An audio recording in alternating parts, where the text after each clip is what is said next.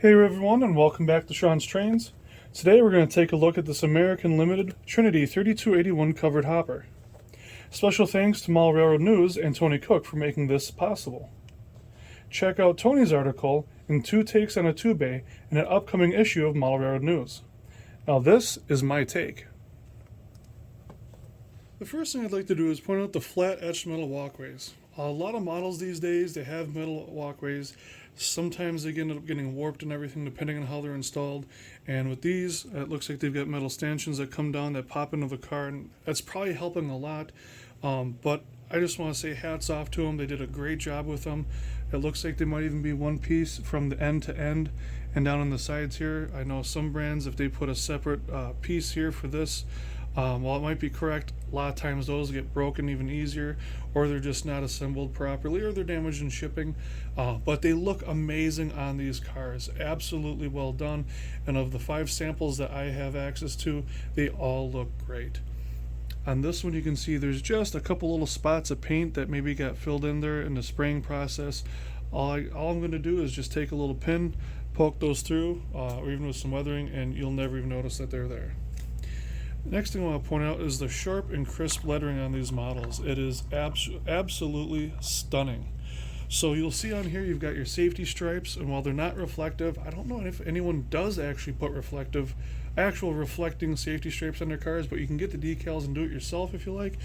But if you look all over, from the safety and warning labels to the data, the car load weight limit, the dates, everything, even some of the cars with patches and whatnot, they just look incredible. There is an insane amount of detail on these.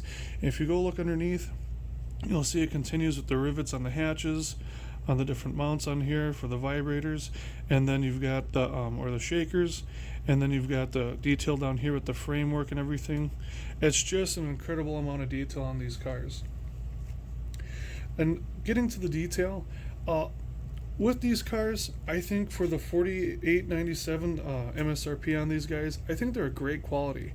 They may not have the rolling bearing caps like Scale Trains or Tangent does, or Athearn Genesis, who I think kind of started that trend, but for the price, they're coming in underneath Tangent, they're coming underneath Scale Trains and Athearn Genesis, and they've got that level of detail everywhere else in the car. The only thing they're really missing is the train line hoses, which these models don't have, and roller bearing caps, which Tangent, I think more recently added those last year, or in the last year or so's time. If I'm wrong, please correct me in the comments, but as far as I'm aware, that was a kind of a recent addition. But these models represent a great value. If you look at the Walters model, which is now retailing at $31.98 for $17 more, you're getting literally the rest of the detail. So I mean, it's an incredible value, I think. Coming back over to another model here, if we set this guy up, you can see there's hand applied and hand painted detail parts, and you get some more lettering up here by the walkway. It is, again, some more prototype details that are specific to the railroad, to the production run of these cars in the prototype. I mean, the level of detail that they put into this, it's just amazing. You're not going to look at all the cars and see all the same things. They're going to be a little bit different in each one, depending on if they were reshopped, if they were renamed, bought out, whatever it is. American Limited has done a great job of capturing this on these models.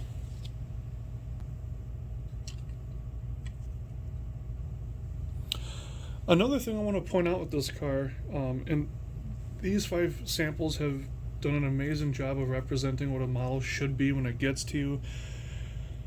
A lot of covered hoppers, because I love my covered hoppers, I really do, but a lot of covered hoppers in the box these days when I go to the hobby shop, these steps are either crushed, damaged, bent, out of place, or missing entirely. And it's on more than just a handful, because when I go shopping and I'm at Hiawatha Hobbies or Lombard or wherever I'm at that day, it's many of them. The more detail there is, the more there is to go wrong, and that's why a lot of people choose not to buy models of this caliber. They'd rather spend $30 and get something with a little less detail. It's maybe a little bit more robust, but For these, I think it's absolutely worth it. The fact that they don't have the train line hoses doesn't bother me much, because those are the first details that I've noticed get broken. If you go to a friend's layout or a club layout or whatever it is, or even on your home layout, if there's something sitting in the track that's a little bit high, or maybe the detail is just a little bit low, crossing is just a little out of whack, that's, if the trip pin doesn't catch it, the air hose probably will. And so I don't mind not having these on here. I don't see it when I'm operating too much. And on a switching layout, what I'm looking at is the detail on the side of the car and on the roof. So seeing it by the couplers isn't too big of a deal for me. But I will point out on these two samples here that there are no trip pins on the bottom of these couplers. They do have the holes for them, so if you have extra trip pins laying around, you can install them. But they do have the lower shelf, so without a trip pin and with the lower shelf, they might be a little bit more difficult to uncouple or handle in groups, but we'll find out when we test them out. I do want to point out that a lot of companies who don't use their own couplers are using KD couplers now, specifically Atlas and the formerly BLMA models. But you're starting to see other manufacturers start to use the KD metal couplers, which I can greatly appreciate. I'll end up switching these out eventually. That's just my preference, because I do use the trip pins occasionally. It is handy when you're in a yard and you don't want to pick up the model and there's too much stuff to get a pick in there like this. Like this guy. So that's just my take on that. These 2-bay covered hoppers are frequently used for sand, roofing material, cement, and other products. You'll find them in manifest freights and unit trains across North America. If you're modeling modern railroading, you'll want some of these 2-bays. With the review over, let's see how well they operate. We've been invited by Dave Holman of Superior Scenics to test these on his private layout. Let's go check it out.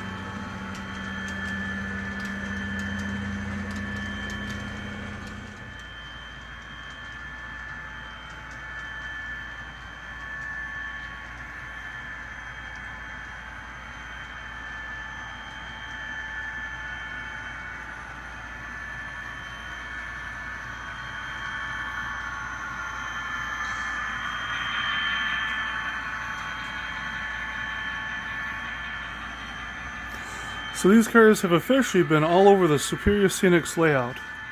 And not once have they uncoupled, have they hit the ground, had any issues.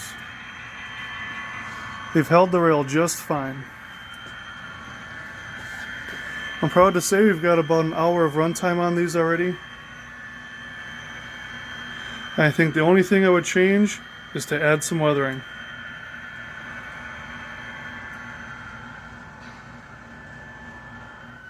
Alright, I'm here with David Holman of Superior Scenics, who is kind enough to invite us down to his layout and test these cars out. These are the American Limited 8231 covered hoppers. And what did you think? You got to see them run for an hour and a half?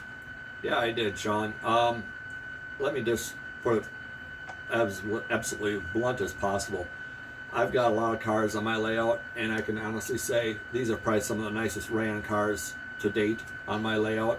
I would not hesitate, not for 1 second, not to get some of these for my own layout.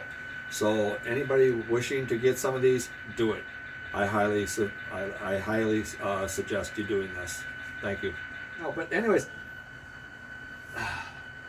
Well, just you and me, what do you think about those cars? Because they ran great around the layout.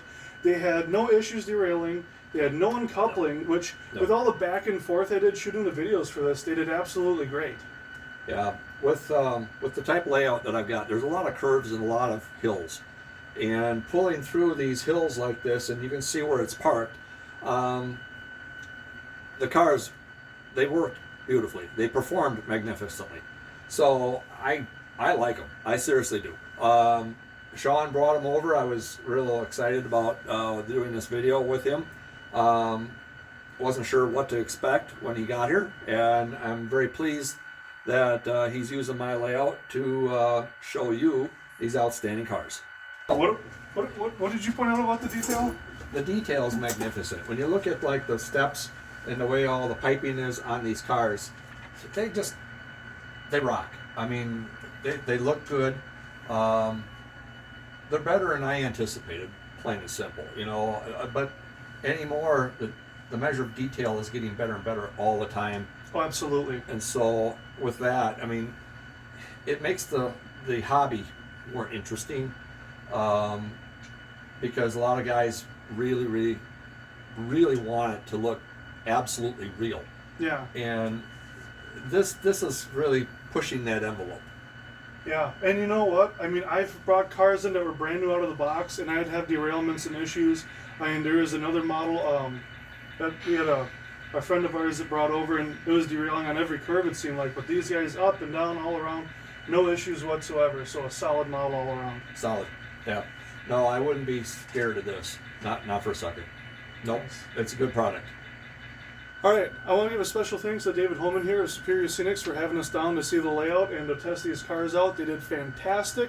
No issues, no derailments, no uncouplings, up and down the mountains, around the curves, or across the switches, every direction you can consider except off the rails. I also want to thank Tony Cook and Mile Railroad News for the opportunity to present this review. Check out the latest Mile Railroad News from your local hobby shop or subscribe, and look for this and more content from Mile Railroad News. Thanks, and we'll see you in another video. Bye.